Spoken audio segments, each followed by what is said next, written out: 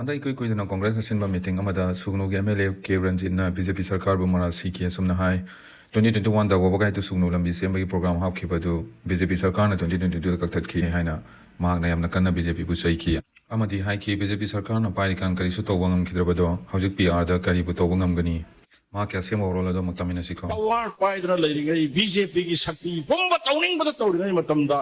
करिगुम्बा मत तौद्रबदो पीआर की मतमदा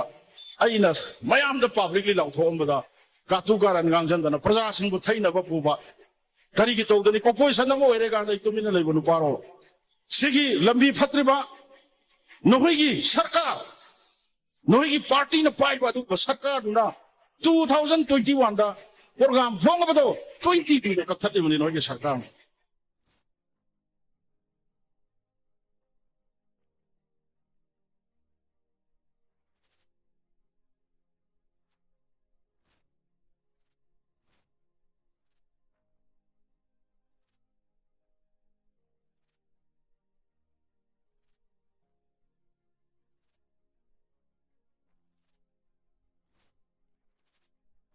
2024 दा अमुका हना लुपा करोड़ अहुंगा लाख मा हापबसे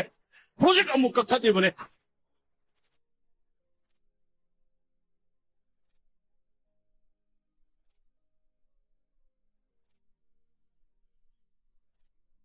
मधु सोयरमबदी सोयरे रंजित मचिन थीरे ना हाइरो नचिन थीबे एमएलए नि नंग तो वायो टॉपिक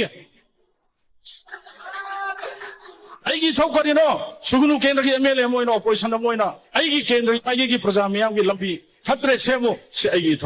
थौ तो गुनु पामनि सही तरेत लावरगा लाइमने लंबी सेमगम दवा चमजरगो प्रजा सिंग लान तौगुनु मधुगुम उद्फाट नांगा सुगनु रंजित थेंगदबदी रोय वाखिनी